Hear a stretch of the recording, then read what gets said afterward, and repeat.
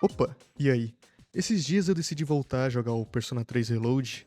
Eu comecei jogando ele no dia do lançamento e eu dropei no último mês do jogo. Porque eu meio que tava enjoado do jogo. Então, eu aproveitei que ele ainda estava no Game Pass e decidi voltar a jogar e zerar. Oh boy, esse jogo é interessante. Eu vou estar mexendo num vespeiro aqui porque uma parte da comunidade de Persona simplesmente não aceita que outras pessoas falem do seu jogo. Tipo, não é nem falar mal, é só não falar. Se você não começou essa franquia pelo Shin Megami Tensei de 1900, você não pode falar nada que já é apedrejado. Então tô fudido aqui porque eu vou falar mal desse jogo. Calma, calma, fã de Persona. O jogo não é ruim, longe disso. Só tem umas coisas nele que eu não curti tanto e achei meio meh, mas é só a minha opinião. O jogo é muito bom e tem uma história muito legal. Só que tem certas coisas nele que me fizeram dropar por alguns meses. E já falando aqui, não é porque eu não gostei de algumas coisas no jogo que eu joguei ele de olho fechado, tá? Bem, eu posso ter dormido algumas vezes jogando, mas isso não quer dizer nada. Eu terminei o jogo com mais ou menos 90 horas de gameplay, então eu acho que eu posso falar um pouquinho sobre ele. Já adianto que eu não sou nenhum expert nesse jogo, eu vou apenas falar a minha opinião com base no que eu vi sobre ele enquanto eu tava jogando. Mesmo que esse jogo tenha estourado com o lançamento do Persona 5 e ficado mais acessível com o lançamento do Reload, pode ter algumas pessoas que não saibam o que é Persona. Persona é um spin-off de uma franquia de jogos chamada Shin Megami Tensei. Ah, e o que é Shin Megami Tensei? Aí tu me fode, parceiro, não me pergunta isso não. SMT, como é chamado esse jogo, não confundir com o que o povo do Twitter fala quando você discorda deles, é um JRPG de turno, e Persona segue nessa mesma linha, adicionando um pouco de Dating Simulator, um simulador de encontros. É uma visual novel onde de dia você dá em cima da sua professora e de noite você tá enfrentando um deus primordial. Mas um dia normal na vida de qualquer JRPG. Persona é conhecido por sua história interessante, combate intuitivo e porque tem como namorar com metade do elenco. Então é um prato cheio pra uma pessoa que não curte muito tocar numa grama. Eu não vou dar muitos spoilers sobre a campanha, e quando isso acontecer, eu vou avisar. Porque, caso você tenha interesse, vai jogar essa bagaça. Talvez possa virar o jogo da sua vida. Mesmo que você não goste tanto de jogo de turno ou simulador de livro 2, você pode começar a gostar, nunca se sabe. Persona tá longe de ser o meu jogo favorito, mas eu entendo porque que as pessoas amam esse game. Afinal, Persona é pra abrir a mente, não as pernas, vadia. Então, venha comigo, vamos entender e apreciar todo o simbolismo dessa obra incrível.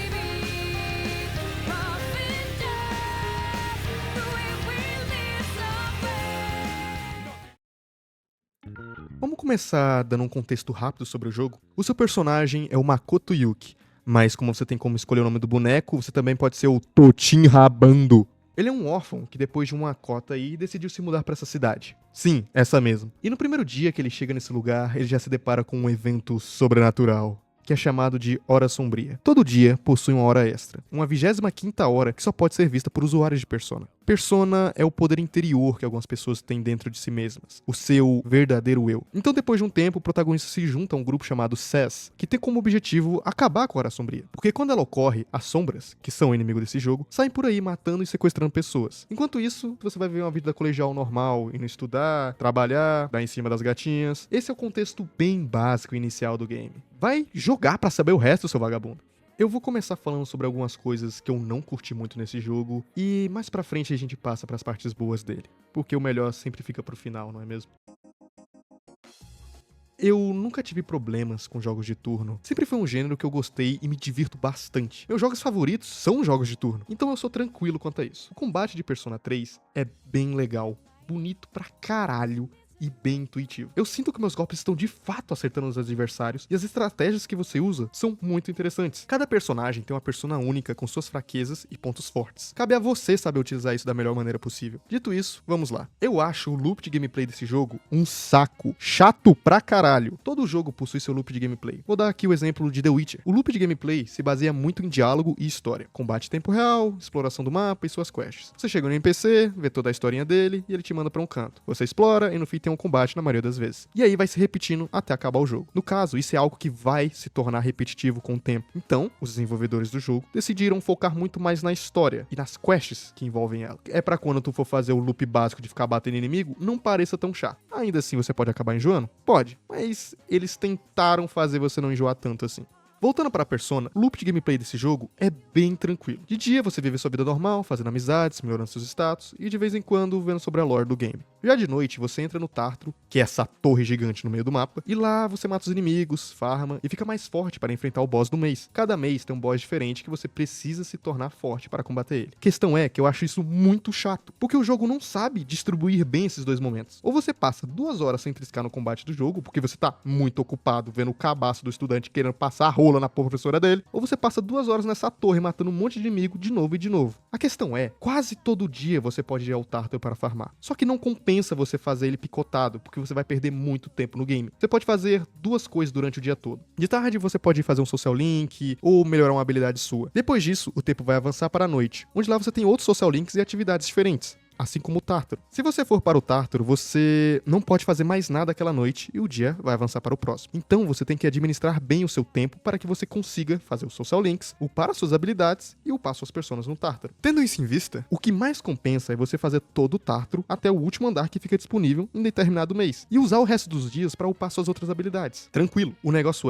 é muito chato você ficar 2 horas até chegar no último andar disponível. Tendo em vista que você precisa enfrentar vários inimigos, porque senão não adianta de nada, já que se você só passar correndo, você não vai ficar forte. Você também não pode acelerar o combate. Não, isso aqui não é acelerar o combate. O jogo só fica no modo automático, com os personagens batendo sem nenhuma estratégia. Não tá acelerando nada, tá só automatizando. Tornando assim muitas lutas maçantes. E acredite em mim, você vai ter que lutar muito nesse jogo. Eu vou mostrar como funciona uma luta no Tartaro. Você encontra o inimigo, bate nele, então tem uma cutscene que você não pode pular. Ela mostra o inimigo e um aviso sobre a batalha. Você escolhe seus ataques, vê a animação de todos eles, então o inimigo faz o ataque dele. Tudo isso mostrando as belíssimas animações que esse jogo tem. Então, repete isso aqui por 60 horas. Na primeira vez é legal. Na segunda, até legal. Talvez até na 10ª. Mas na 30ª vez você já tá de saco cheio disso. Você tem que ficar vendo todo esse combate sem poder acelerar ele de verdade. Isso se torna entediante depois de algum tempo, saca? Eu não tô falando que o combate desse jogo é ruim. Ele só se torna chato com o tempo. Se você tivesse como realmente acelerar o combate, colocar em 2x, seria perfeito. Você faz a sua ação e o jogo acelera a animação até o próximo turno do personagem. Pronto, resolveria grande parte dessa parada. Lembra que eu falei que o loop de gameplay é entediante? Bem, você fica 2 horas por aí no Tartaro, quando você finalmente chega no limite dele, você só quer ficar lendo diálogo. Pelo menos comigo foi assim. Então, o jogo te taca novamente na parte de visual novel, onde você lê diálogos e interage com personagens. Aí você vai lá e passa mais ou menos 2 horas só lendo diálogos, sem qualquer tipo de ação. Porque grande parte dos diálogos que tem nesse jogo não avançam a história realmente. Eles são mais para aprofundar os personagens. A história desse jogo só avança de verdade uma vez no mês, quando chega a lua cheia. Até lá, você vai ficar vendo a historinha do Pedrinho que quer comer a professora. Eu não tô zoando, essa é uma das side quests desse jogo. Então, depois de ficar 2 horas vendo casos de família, você vai querer um pouco de ação, lutar. Aí você vai pro Tartaro e tudo aquilo se repete novamente, porque esse loop fica muito entediante com o tempo.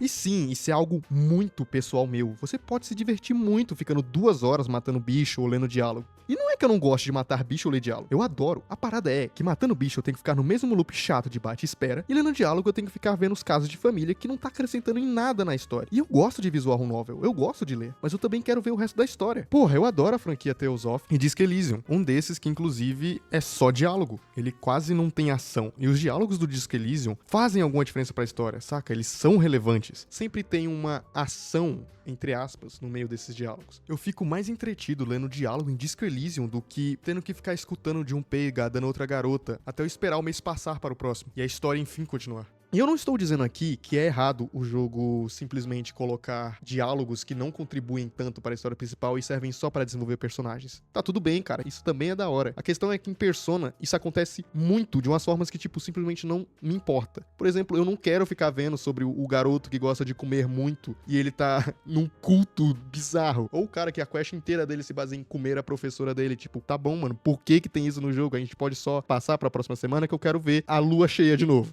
Persona 3 tem uma história base bem interessante. Essa questão da Hora Sombria, como ela surgiu, das sombras que aparecem a cada lua cheia, é uma história sempre em volta de mistérios. Só que a questão é que demora bastante pra eu poder chegar nesses mistérios. Na minha opinião, se o espaço de tempo entre uma continuação da história e a outra fosse menor, porra, seria perfeito, porque chega momentos que você simplesmente não tem nada pra fazer e você só dorme e espera o próximo Tártaro ou o próximo Social Link.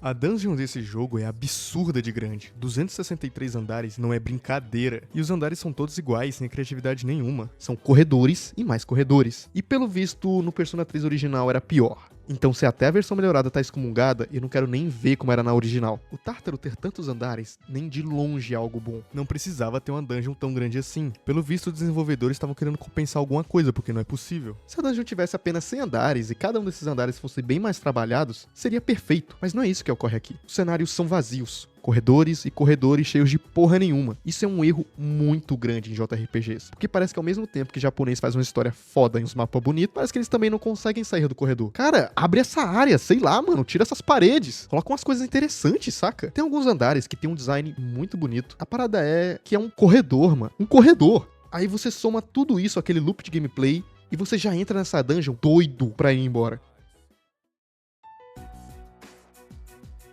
Os designs das sombras e das personas nesse jogo são lindos. Meu Deus, as pessoas que desenharam esses bichos deveriam receber um beijo na boca. Só que também deveriam receber um tapa na nuca. Enquanto de um lado temos Reléu, 4 asas, Brita, Thanato, cheio de caixão foda, Macaco Leitor. Do outro lado temos Cruz, tanque de guerra, demônio cagando. Ah, mas veja bem, o demônio cagando tem todo um simbolismo. Ele é um dos príncipes do inferno. Piroca de cadeira de rodas. Esses dois últimos eu tô só brincando. Eu tô ligado de todo o simbolismo deles. E o design deles até que casa bem com esse simbolismo que eles têm. A minha crítica vai a algumas sombras, que são os inimigos. Elas têm que ser intimidadoras. Pelo menos é o que eu acho. E não digo intimidador de ter que ter um design creepy e edgy, mas que causam desconforto. Já que elas são seres bizarros que vêm da psique de um deus supremo. Suas formas poderiam ser mais intimidantes, para condizer com esse perigo que elas representam. Creio que dava pra ter feito algo melhor. Igual foi feito com as personas. Tem umas 3 sombras principais que tem um design muito maneiro. A primeira que você enfrenta, ser uma mulher que aparenta estar dando a luz, é algo que causa um desconforto real e me deixou apreensivo de enfrentar esse bicho. Era muito decepcionante quando eu esperava um mês inteiro para enfrentar a próxima sombra e ela era um tanque de guerra. E nem para ser um tanque de guerra mais criativo, é só um tanque de guerra.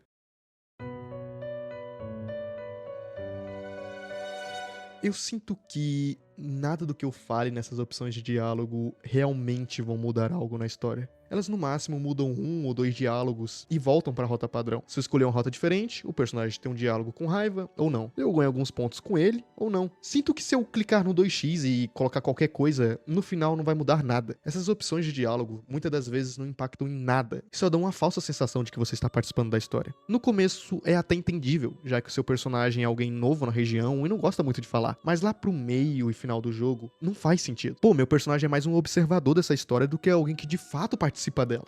Ele fica calado 80% do tempo, fala meia linha de diálogo e fica calado o resto do tempo inteiro, até falar a próxima meia linha de diálogo. No final do jogo, eu realmente me deparei com a escolha que faria uma diferença real. Uma escolha que me traria 2 finais diferentes. Mas até lá, as escolhas que eu tenho na campanha principal não me levam a lugar algum. Só muda uma linha de diálogo do que o personagem vai falar. E no Social Links, as minhas escolhas só vão decidir se eu vou namorar a garota ou ser amigo delas. As escolhas nesse jogo parecem aqueles memes de compre tal jogo. Você tem dinheiro? Compre. Não tem dinheiro? Venda sua alma e aí sim compre. No fim, vai tudo parar no mesmo lugar.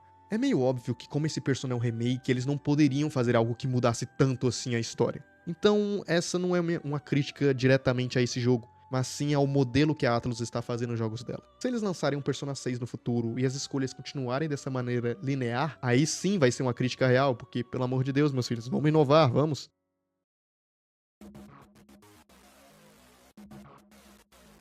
Vamos agora falar da história, que mesmo que ela seja boa, ela simplesmente tem algumas partes que eu não consigo aguentar. Junpei. Sim, eu vou falar mal desse personagem. Me desculpa se você gosta do Junpei. Tudo bem, você está errado, mas eu não consigo gostar desse personagem. E não é nem a questão dele ser invejoso, brincalhão, querer ser o herói. Essa parte é tranquilo, ele desenvolve isso melhor depois. Mas mano, esse filho de uma Kenga é um tarado assediador. Pelo amor de Deus, eu revirava os olhos toda vez que esse corno fazia um comentário imbecil sobre uma das garotas. Na primeira missão importante deles, ele do nada lança essa.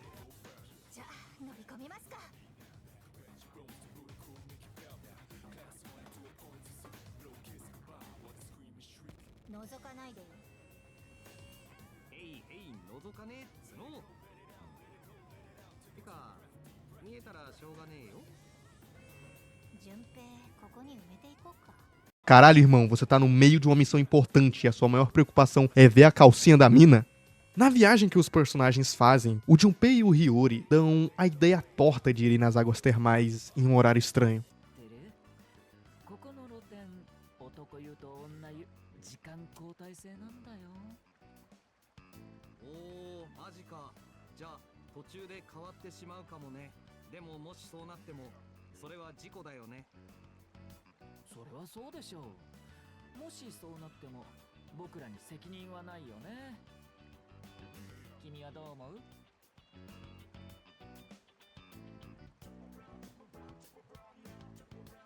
で、その男女が交代する時間というのはいつなんだ、順平。そりゃ確認してないっすけどねえ、りょうじくん。もしかすると結構ギリギリかもね、俊平くん。お前らバカだろ。道理でこんな妙な時間に。冗談っすよ。確かにギリギリで来たっすけど、もう夜中だし、こんな際どいタイミングでわざわざ入ってくる。 Sei que essa cena é pra ser hahaha engraçadinha, porque o humor japonês é esse, assédio e esquisitice. Só que mesmo assim, ainda é algo bizarro e um erro desses dois personagens. Tanto que os outros personagens da obra não concordam com essas atitudes. No 1º de janeiro, o Junpei começa a ser muito inconveniente com as garotas e ele vira um cabaço completo, deixando todo mundo desconfortável. Isso é algo ridículo, porque essa é a etapa final do jogo, onde ele já teve muito do seu desenvolvimento. E ele ainda tá com essas piras erradas, velho. Eu vi algumas pessoas falando: ah, mas o Junpei não é tarado, ele é só um adolescente normal. Como qualquer outro adolescente, ele fica meio inquieto perto das mulheres.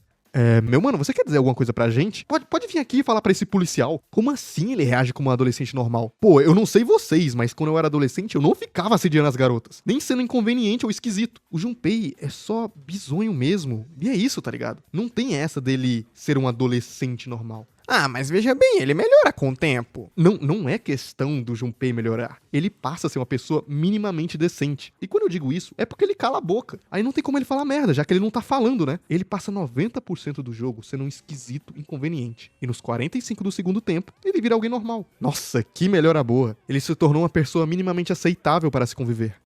O desenvolvimento dos outros aspectos do Junpei é algo bem feito. Ele é um moleque que leva tudo na brincadeira e quer ser o herói. Ele tem inveja do protagonista com todo o seu poder magnífico, e isso é aceitável. É algo bem feito. Afinal, ele é um humano e ele erra. Isso eu entendo e acho tranquilo. Mas pra mim não tem desculpa que faz ser de boa ele ficar sendo inconveniente com as garotas do grupo. Inclusive, essa parte dos personagens serem imperfeitos é algo muito bom, porque humanos são imperfeitos, as pessoas são imperfeitas. Então, os personagens terem seus pontos fortes e fracos, terem as suas imperfeições que eles não conseguem melhorar, é algo muito bom. Só que, pelo amor de Deus, essa aqui em específico não é uma imperfeição que dá pra eu achar de boa. Ah, e a gente consegue ver por esse print aqui que eu gosto muito do Junpei, né, mano? Quando eu tive a oportunidade de tirar esse cara do meu grupo, eu só tirei, porque eu não quero ficar perto dele.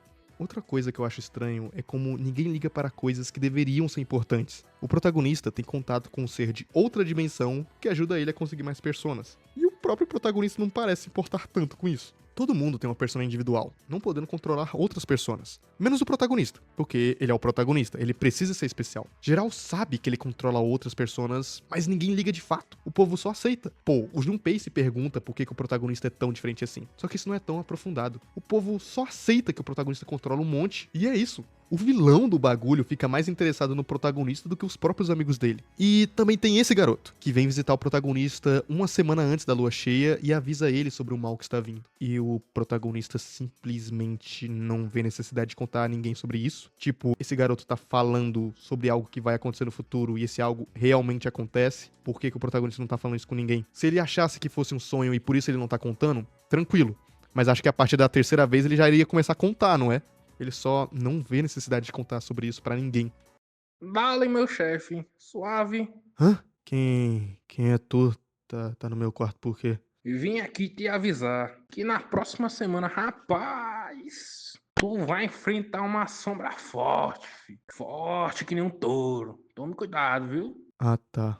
Valeu. Oxi, Só isso. Não vai nem questionar nada não, meu filho. Não, tô tranquilo. Não vai nem avisar pros teus manos, não. Pros teus manos pra ver se vocês conseguem formar um plano ou algo do gênero. Não vai falar nada não, vai ficar calado mesmo. É isso. Nem, tô muito afim não.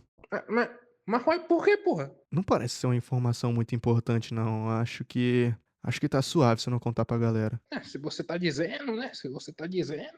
O protagonista tem o Victoria's Secret na mão e não espalha pra ninguém. Cara, que paia, viu?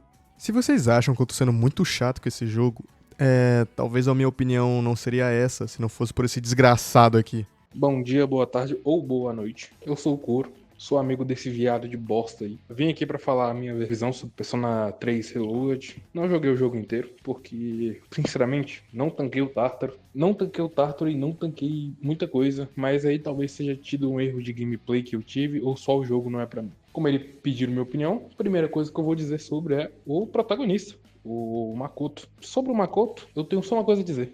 Eu não gosto do Makoto. Mas é porque, naturalmente, eu já não gosto tanto de personagens silenciosos da trama. Eles têm que ser muito bem feitos pra, na minha opinião, eles se encaixarem na história, sem falar nenhuma palavra. O Makoto não é esse tipo de personagem, mas ele pega muito, quer ficar muito calado. O meu problema com personagens silenciosos é que tem coisa que, se acontecer na história, ele é o único que visualiza isso, é o único que viu aquilo acontecendo. Tipo o garoto da Hora da Morte, o garotinho pequeno que aparece na Hora da Morte na primeira vez que você entra no jogo. Porque eu acho que acredito que seja ele próprio que te avisa que tu vai morrer e tudo mais. Ele encontra esse garoto na Hora da Morte. E tem a opção de diálogo de você mencionar esse garoto na primeira cena, que eu utilizei ela. Vai ser beleza, lá no futuro isso vai ser remencionado lá pra, sei lá, o meio do ano. Algo do gênero. Eu joguei até outubro, pra deixar bem claro. O meu problema é que ele não é mencionado de novo. É um moleque que toda hora sobre aparece, chega, manda uma informação tipo, beleza, na próxima lua cheia você vai enfrentar um boss puta poderoso. Passa 3 dias, os caras descobrem isso. O Makoto já poderia ter avisado isso 3 dias atrás, mas ele não faz, tá ligado? E ele não se questiona, ele não fica, porra, por que esse moleque tá aparecendo? Eu sei que tem um fator gameplay, que é pra pessoa ficar engajada nisso, mas eu não gosto. Eu acho muito chato que o protagonista ele não reage. Se você for os sprites do senhorzinho do social link, que você tem que ir numa árvore, que eu gosto, porque eu acho cara, as histórias desse jogo são muito bem feitas, mas o Makoto, ele tem, acho que, sei lá, 5, 6, 3 sprites. Ele tem 3 sprites. Então, na minha visão, é muito pouco. Ele é o protagonista, ele tinha que ter mais coisa, ele tem que ser o foco da história. Lá vem aqueles ultra fodões da narrativa, que leram todos os livros de narrativa, que fizeram o curso da EBAC de narrativa, dizer, mas na verdade você não precisa dessa, você não precisa que o protagonista seja o foco da história. Sim, concordo, mas ele é uma parte do foco da história, ele tá apresentando o foco da história, ele é você. Na lógica, entre aspas, né? Mas o meu problema é que ele não parece nada, ele parece um espectador na história, e o espectador sou eu. Outro problema, que eu acho que foi isso que eles fizeram fazer, com um protagonista muito silencioso, mas não tanto, era pra que você se conectasse com esse personagem. Porque acredito que se o personagem for neutro, ele não pode ser oposto a você. Ele só pode ser neutro. Só que eu não consigo me conectar por 2 motivos. Primeiro, que o protagonista não tem personalidade pra eu me conectar. Ele é depressivo e nem isso ele demonstra. Tipo, não tem uma fase, um diálogo forçado. Tipo, o cara acabou de perder os pais. Não acabou, né? Mas ele perdeu os pais. Ele é órfão. Ele tá num lugar desconhecido. E os seus primeiros diálogos podem ser felizes. Podem ser felizes, entre aspas. Porque o protagonista, ele vai estar com uma cara daquele emoji de sério, que tá só com uma linha na boca. Ele vai falar a coisa, tipo, matei sua família. E é isso. Ele não é responsável nada. Não há reação nesse tipo de personagem. Nesse tipo não, né? No Makoto. Eu sinto que o Makoto, ele não consegue fazer o papel dele de protagonista. Às vezes eu fico chateado que não é o Sanada o protagonista. Porque eu prefiro o Sanada, eu prefiro os personagens que estão em volta, menos o Junpei. Eu odeio o Junpei. Mas eu adoro o resto dos personagens. Não adoro, né? Mas eu gosto deles. Alguns são interessantes de se ver. Mas o Makoto em específico não acompanha o resto dos personagens nessa questão de carisma. Pois ele não esboça quase nenhuma reação perante os acontecimentos que ocorrem na história. E pra finalizar esse tópico de falar mal das coisas, quando Takaya vem pessoalmente falar com o protagonista sobre o seu plano e tentar colocar você contra a parede, para que você questione se suas ações realmente estão certas, eu esperava algum tipo de diálogo filosófico bem feito, mas no lugar disso ele vem me comparar a Hora Sombria com carros. あなた自身で考えた結果ですか。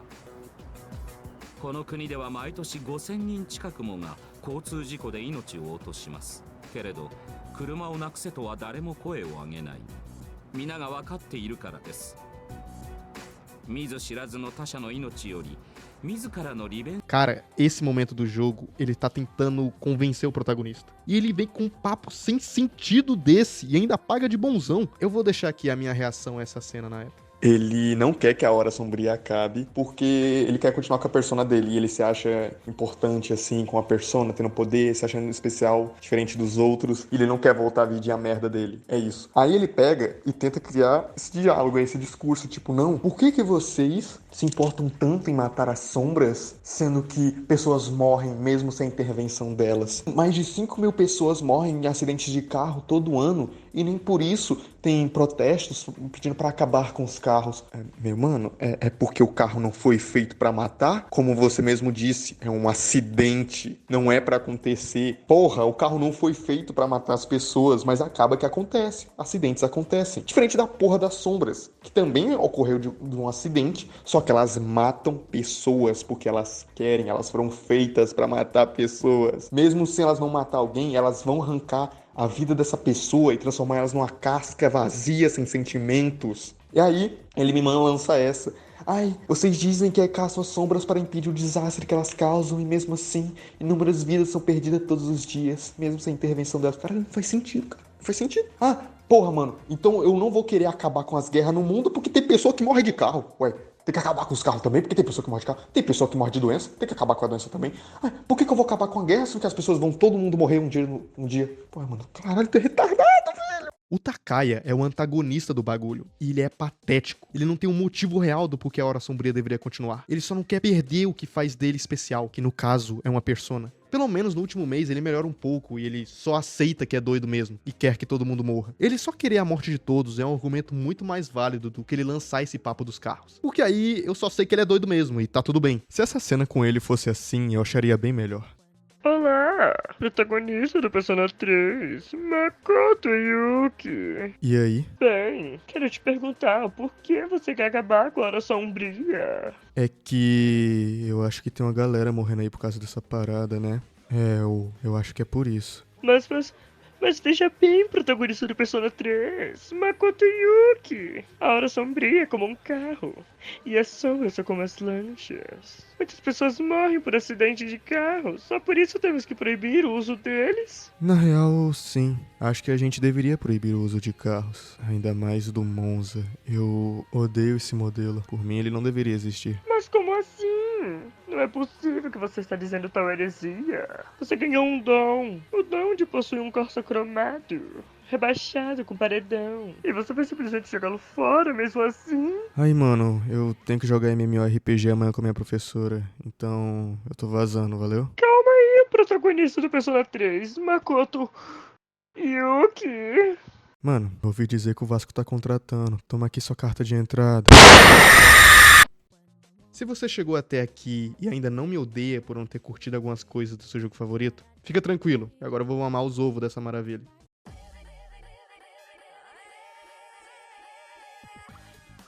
Cara, os personagens desse jogo são bem legais. Eles são imperfeitos, como eu disse anteriormente, e isso é algo muito bom. Eles também são muito carismáticos, mas pro final do jogo eles realmente parecem ser seus amigos, ainda mais se você faz os eventinhos que tem toda a noite. A relação de amizade construída nesse jogo é algo bem orgânico, que acontece com o tempo, e não só, olha só, esse cara aqui agora é seu amigo, viu? Beleza, é isso. Você realmente passa um tempo conhecendo essas pessoas e se acostumando com elas. Conhecendo seus pontos fortes e fracos, suas fraquezas, seus traumas, as coisas que eles gostam ou não. Ora bolas, assim como funciona uma amizade de verdade. O Sanada e o Kuramaru são os melhores personagens da party desse jogo, disparadamente. Cara, eles são muito legais, eu queria que tivesse mais social link com eles, tipo com o Sanada, cara. Pô, eu queria ver mais sobre o Sanada, mano, eu adorei esse personagem. I still can't stop thinking about what happened in Yakushima. You're telling me I can't carry a conversation any better than Junpei? How can I be on the same level as that idiot and his lame pickup lines? Sobre os social links, que são as quests desse jogo, né? As quests que você faz com os personagens desse jogo, a maioria deles é muito legal. Tirando um ou dois ali, que são realmente meio ruim, meio bosta. Tipo desse moleque aqui que quer comer a própria professora, pelo amor de Deus, meu. Injetaram Tadalafila no lugar de vacina da dengue nesse moleque.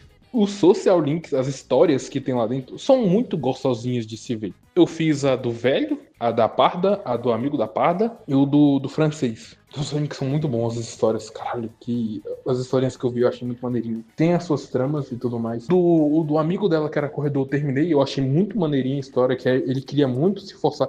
Eu só não gosto de uma coisa. É mais uma visão mais madura que eu tenho hoje em dia, né? Que é pra você fazer o seu selling desse cara no máximo, pra você pegar esse bagulho de resposta certa, que eu não gosto tanto, mas tudo bem. Mas aí não posso, tipo, não vou reclamar, porque é literalmente a mecânica do jogo. E a mecânica não é ruim, é só porque não é do meu gosto mesmo. De ter uma resposta certa pra você atingir o objetivo. Bom, na realidade isso existe, mas foda-se. Você fica apoiando ele durante esse tempo todo, tipo, não, tem que fazer isso mesmo, tem que ficar se esforçando. Depois de um tempo, ele para e pensa, né? Ele percebe que ele vai estar trazendo um exemplo ruim pro primo pequeno. E ele pensa, não, mano, eu vou segurar agora, vou fazer a fisioterapia junto com meu primo, e eu vou passar por isso. O da garota também é que ela quer ser professora, que ela não tinha um objetivo na vida, aí ela adquire um, e achei, tipo, caralho, interessante. O do estrangeiro, ele é maneirinho, mas porque eu também sou um estrangeiro na cultura japonesa. E ele é muito apaixonado e ele não queria voltar pro país dele. Ele fica, não, realmente, eu vou tentar falar com meu tio pra ver se eu consigo. É interessante a história dos velhinhos, que eles têm que aprender a se despedir do filho morto deles. Cara, muito boas. Pelo menos Social Link que eu passei, eu gostei muito, tá ligado? Uma coisa que eu fiquei meio puta, que não tem como fazer Social Link com os cabas da tua party. Porque, porra, o salário é muito bom, né? Não tem que ser dito. Tipo, tem um Social Link, entre aspas, né? Que é aquelas missõezinhas que tem durante a noite. Que, porra, eu gostava muito de fazer elas, eu achava muito maneirinho. Porque tem uma certa exploração de personalidade. E outra coisa também desse Persona, porra, como os personagens são bem desenvolvidos. E é por isso que eu fico meio triste. Eu consigo olhar pra esse personagem e mesmo que ele fizer uma atitude errada, eu consigo justificar. O Junpei não, porque eu não vi e eu não quero ver. Eu odeio o Junpei, foda-se. As meninas, o profissional, você fica, caralho, interessante a história desse personagem. São muito, muito interessantes as histórias deles. Eu não gosto tanto do fato que você tem que pegar o máximo de carisma, ou o máximo de coragem, ou o máximo da porra toda pra você conseguir o seu selling com elas. Eu acho isso muito esculacho. Porra, porque é muito, muito, muito esculacho. Na mais inteligência, porque eu lembro que uma coisa que eu reclamei com o Glitchess, inclusive, que foi que eu pegava coragem muito rápido, mas inteligência, que era meu foco, eu não tinha, tá ligado? Eu fiz, acho, umas 6, 7 coisas focado em coragem, e eu já tava maior do que minha inteligência. Eu fiquei, caralho, puta merda. Eu quero relatar aqui o maior esquema de pirâmide desse jogo, que é criar a persona do Hellel e pegar o Armagedon. Pra quem não tá ligado, Armagedon é o golpe mais forte desse jogo. Então, eu queria ter esse golpe pra dar um one shot naquele candango do Reaper e no boss final. Só que vamos lá. Eu joguei o jogo sem ver muitos guias sobre quais personas pegar e quais social links fazer. Cheguei no final do jogo e eu precisava fazer o Hellel pra conseguir o golpe foda. A questão é, tem várias formas de se fazer uma persona. A forma mais fácil de fazer o Hellel é pegar o rank máximo na quest de 3 personagens. Aí você faz essas personas, e com isso, você funde elas e consegue o boneco. O bagulho é que tem um desses caras que eu ignorei o jogo todo. Então, eu tive que ir pelo caminho alternativo. O caminho mais rápido que eu poderia fazer naquele momento, já que eu estava no último mês do jogo, era fundir o Loki com o Alilat. O Loki, eu peguei dentro do Tártaro mesmo, então foi tranquilo. Já o Alilat, eu precisava do Social Link da Mitsuru no máximo, então eu fui lá e fiz o Social Link dela. Para fazer o Alilat, eu precisava de 2 personas, e eu não tinha nenhuma delas. Então, eu fui buscar fazer essa daí. Para fazer ela, eu precisava de 2 personas, que eu também não tinha. Então eu fui atrás de fazer cada uma delas. E para fazer cada uma delas, eu precisava de 2 personas que eu também não tinha. Resumindo, eu tive que fazer 2 personas para fundir elas, para conseguir uma persona que eu precisava para fundir com outra persona. E aí, com essas 2 personas, eu poderia fundir elas e formar a persona que eu precisava para fundir com outra persona e aí fazer o Alilat. Vocês não entenderam? Tudo bem, fica tranquilo, porque eu também não. Depois de fazer essa mina aí, eu precisava fazer o Masakado. Que, para conseguir ele, eu precisava completar as missões que a Elizabeth manda a gente fazer. No caso, essas missões é fazer várias e várias personas, até você completar elas e conseguir o Masakado. Então, depois de algumas horas, eu consegui fazer todas as missões, consegui o Masakado, e finalmente eu fui fazer ele. Só que eu precisava de 2 personas que eu também não tinha. Então, eu fui atrás de fazer essas 2 personas. Só que aí eu descobri que eu também precisava de 2 personas que eu também não tinha com cada uma dessas 2 personas. Então eu fui atrás de fazer cada uma dessas 2 personas. E também eu descobri que eu precisava de fazer cada mais uma persona. Finalmente, tô com o Alilat, tô com o Loki. Eu consigo fundir os 2 e eu ganho a porra do Hellel. E com ele, o meu querido Armagedon finalmente estava em mãos. A primeira coisa que eu fiz foi obliterar o Reaper e pegar o level máximo com geral do grupo. Então, ir em direção do último boss, que tomou IK do pai, que se foda. Sobre as músicas e sobre a arte do jogo, cara, não tem o que ser dito. Os caras da empresa aí, mano, porra, deem o cu pra esses manos, cara. Que trampo bem feito, mano. Que trampo bem feito. Como eu disse, faz muito tempo que eu não jogo o jogo. 5, 4 meses que eu joguei o jogo. Mas, cara, a música de Persona, cara, ela tá gravada na minha mente, mano. Às vezes eu me pego cantarolando essa música. E é absurdo o quanto boa ela é, o quão boa. Cara, o que esses caras fizeram, mano? É arte aquilo dali. Aquilo dali é puro suco da arte. Vem, filha da puta, me dizer que jogos não são arte. Caralho, o que esses caras fizeram nessa porra, mano? É zoeira, cara, é zoeira demais. Brincaram demais, fizeram um playtest na minha cabeça. E, porra, que coisa bonita. A arte do jogo também é muito boa. Um dos motivos de uma arte também ser muito boa é a sua identidade visual. Que você bate o olho e você já consegue reconhecer de quem é. Tipo o Akira Toriyama. Não dizendo que esse é o único ponto que faz uma arte ser boa, um desenho ser bom, uma figura ser bonita ou algo do gênero. Porque jogos realistas continuam sendo muito bonitos. Às vezes você não consegue diferenciar alguns jogos da Ubisoft aí, né? Ainda assim, dentro do próprio realismo consegue ter uma identidade visual. Se você já ouviu falar de bodycam e você pega uma imagem de bodycam, você reconhece aquilo independente do que te mostrem, porque aquilo é muito, muito aquilo, tá ligado? Mas Persona tem uma identidade visual muito, muito, muito boa. Música e arte. Claro que vai cair na casa de Persona por causa do que eu joguei o remake, eu não vi a parte antiga. Pessoas falam que é melhor, outras falam que é pior, outras...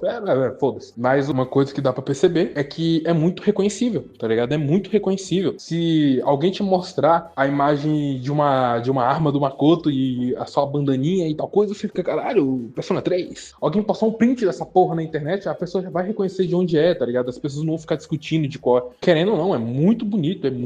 Tudo desse jogo é muito bonito. Eu, sinceramente, mesmo sendo um remake, eu ainda fiquei muito surpreso, mano. Que, tipo, é muito lindo as coisas. Eu gostei bastante. O restante do vídeo vai conter muitos spoilers sobre alguns social links e sobre o final do jogo. Então, se você assistiu até aqui e se interessou pelo jogo, mano, vai jogar ele. Eu prometo que você não vai se arrepender. Mesmo com todo esse negócio do Tártaro e do loop de gameplay meio meh, eu tenho certeza que esse jogo pode se tornar um dos jogos da sua vida, se você der a oportunidade pra ele. É um jogo incrível. É uma experiência única. E eu meio que prometo que você não vai se arrepender. Então vai lá, joga, zera o jogo e depois volta aqui pra ver o finalzinho. Pra quem não se importa muito com spoilers ou já zerou o jogo, vamos lá.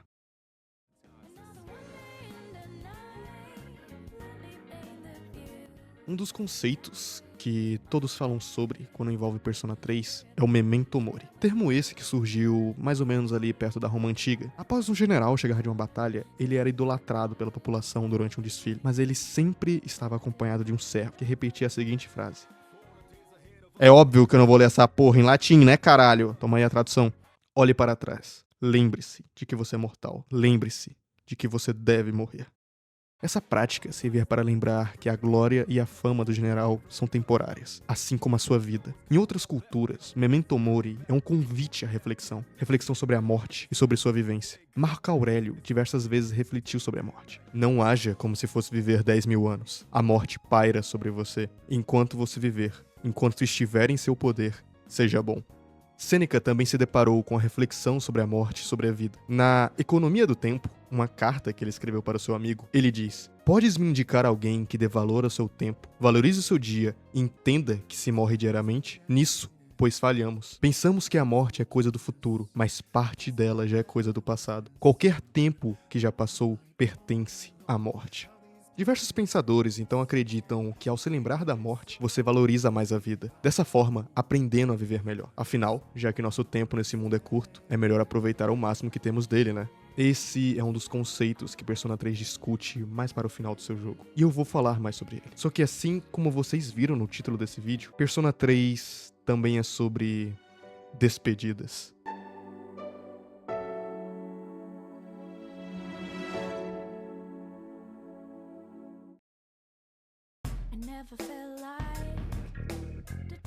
Persona 3 é sobre se conectar com as pessoas, criar laços afetivos, amar, chorar, brincar, viajar com aqueles que você ama e tem um afeto, mas também é sobre se despedir, mesmo que você não esteja preparado para tal despedida, como é o caso de um eventual falecimento. É sobre aceitar que nada é eterno, até mesmo a companhia que você tem com alguém. Grande parte dos social links desse jogo é sobre despedidas. Dar adeus a um amor inalcançável, a um amigo muito querido, um filho que já se foi, do seu sonho, ou até mesmo de sua própria vida. A todo momento estamos criando laços com pessoas, para que mais pra frente tudo isso acabe. Seja por ela ter se mudado, ou qualquer que seja o motivo. Isso vem de encontro com o tema desse jogo, o Memento Mori. Afinal, se tudo que é vivo está fadado à morte, por que iremos viver? Qual é o sentido da vida? Se um dia iremos nos despedir de todos a quem amamos, por que eu sequer vou conhecer uma pessoa para começo de conversa? O Social Link do Hierophant conta a história de um casal de velhinhos que perderam seu filho até que recentemente. Todo o seu Social Link foca que eles precisam aceitar que seu filho se foi. No caso, o símbolo que representa essa aceitação é uma árvore que está na escola. A árvore que o próprio filho deles plantou. Eles não desejavam que a árvore fosse arrancada para que uma nova estrutura fosse construída no local, já que fazer isso seria um desrespeito ao filho deles. Então, após muito pensar, enfim, eles aceitam a morte do rapaz e se despedem dele, deixando a árvore ser arrancada. A árvore aqui se trata de um símbolo da última coisa que restou do filho do casal. Retirar essa árvore seria como retirar a única coisa que o conecta a este mundo ainda. Seria um desrespeito. Mas então, eles percebem que seu filho não iria querer isso. Algo do passado não pode interromper o futuro. O que passou, passou. Com isso, o passado dá espaço para que o futuro passe a residir, dando assim mais felicidade aos alunos que serão beneficiados com a nova estrutura da escola. Sendo assim, eles realizam a despedida a quem já se foi. O Mago. Ironicamente, esse Social Link tem uma lição interessante para ensinar. Kenji é apaixonado na sua professora, que obviamente não sente o mesmo por ele. Ele nutre um amor impossível, idealizado, irreal. Algo que não poderia dar certo de forma alguma. No final de sua história, ele vê ela ainda embora para outro lugar com outro homem. Então, em meio a angústia e tristeza, ele chora. A única coisa que ele pode fazer é isso. Ele está sendo forçado a se despedir de seu grande amor. Um amor irreal, impossível. Entender que por mais que ele a ame muito, ela não sente o mesmo. O melhor para os dois é simplesmente deixar ir, já que essa relação não seria algo possível. Ele precisa se desapegar daquilo que ele tanto quer, mesmo que ele não queira fazer isso. Não é algo que está a seu alcance. Ele não pode forçar ninguém a amá-lo. Então, a melhor opção que lhe resta é se conformar, aceitar e seguir em frente. Afinal, aquilo não é o fim do mundo.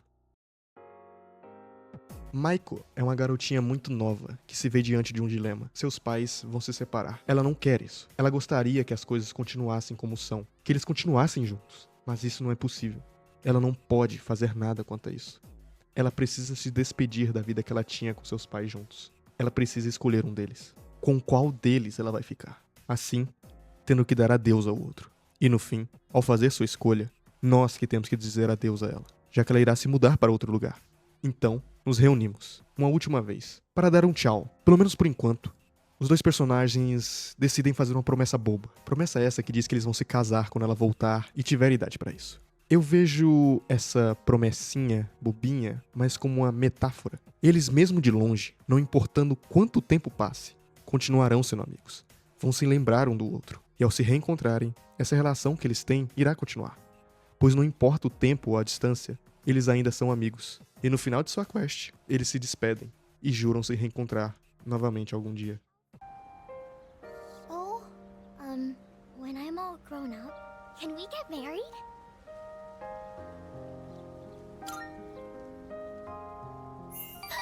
Really? You promise? Take this, okay? I made it just for you.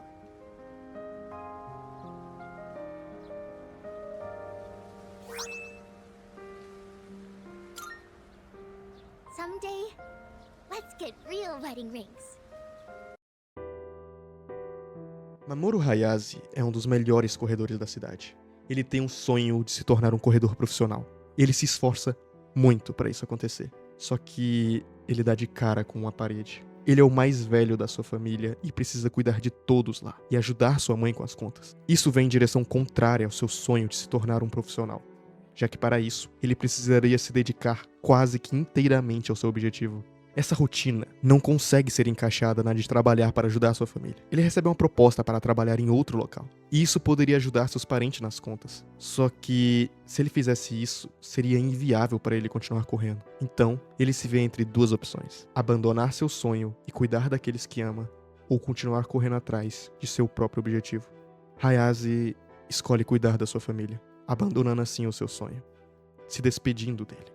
Mesmo que contra o seu desejo interior, Talvez em algum futuro incerto ele possa se tornar o grande corredor que ele sempre quis ser. Mas naquele momento, ele estava dando adeus à sua ambição. Ele para de correr por si mesmo e passa a correr por aqueles que ama. Akinari Kamiki é um garoto que possui uma doença que o mata aos poucos. Uma doença que não dói somente em sua alma, como também em seu corpo, chegando ao ponto que até mesmo respirar dói. Ele se vê diante de uma morte iminente, algo que ele não pode evitar. Só lhe resta aceitar a sua mortalidade e conviver com os dias que ainda lhe restam, mesmo que no fundo ele não queira morrer. É o inevitável. Sabendo de seu destino, Kamiki escreve um conto sobre um crocodilo cor-de-rosa que, por ter nascido com essa cor, não conseguia se alimentar e nenhum animal queria ficar perto dele. Até que um dia ele fez um amigo, um passarinho. Eles faziam companhia um ao outro por muito tempo, até que, em um infeliz dia, o crocodilo sem querer comeu o amigo passarinho, que estava dormindo em sua boca. Ele tentou vomitar o passarinho, mas não adiantou. Ele já havia falecido. O crocodilo acaba por chorar tanto que se afoga nas próprias lágrimas. E delas surge um lindo lago com diversas árvores com frutas deliciosas. Os animais da floresta então passam a se alimentar dessas árvores.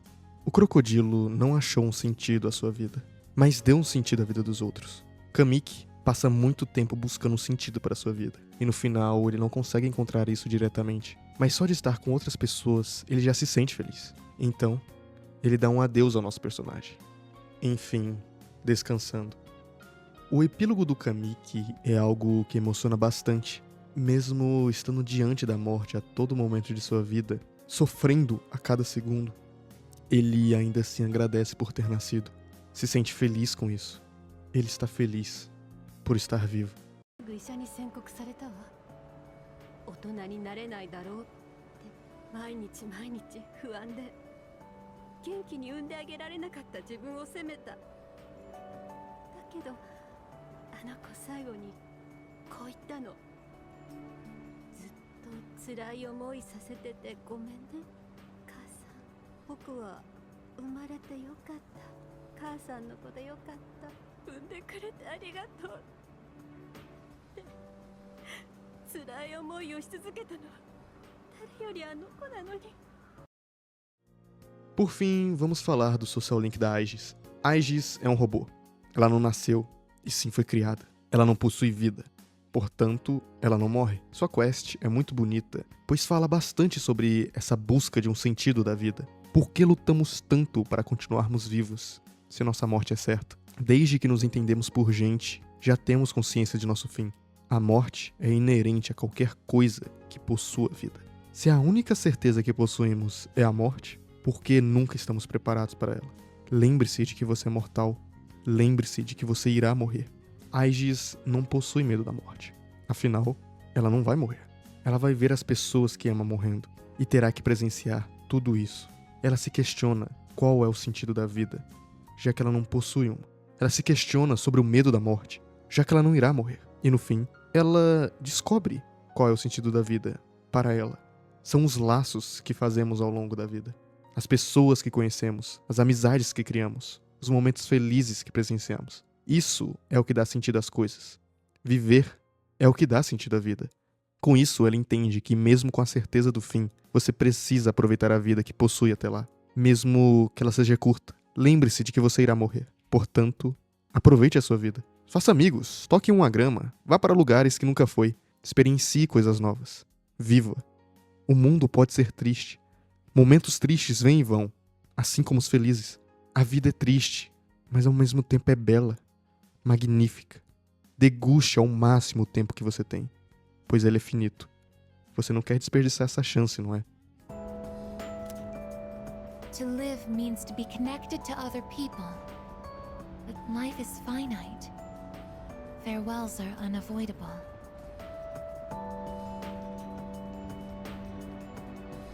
It's sad to think about, but you and I will have to part one day as well. And then, we'll never be able to see you again. There are so many things in life I don't understand. It's filled with so much pain. You meet others, forge relationships, and spend time with them. and then they're gone, leaving you behind. Leaving you alone.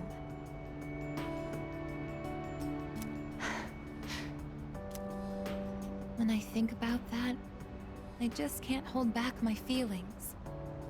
But I understand now. That's just how it is. No two views are alike. No 2 days are the same. It's natural for everything to disappear, re-emerge, and constantly change. Life is both short and finite. That's what makes it so invaluable, and why one feels that it must be cherished. When you think about it, it's a miracle that 2 given people are able to ever meet in this chaotic flow of time and space. I believe that's why we find happiness in forging bonds and relationships with others. And it might be the true joy of being alive. No fim, basta aceitar que isso não está no seu controle. Assim como as despedidas que você faz durante toda a sua existência, você passa a vida inteira se despedindo de quem você ama, para no fim se despedir de si mesmo. Despedidas acabam sendo tristes na maioria das vezes, mas algumas podem não ser. Viva a sua vida da melhor forma que você puder, para que no dia que você for dar adeus a esse mundo, que seja com um sorriso no rosto. Go ahead and rest now. I'll be right here. I won't be going anywhere.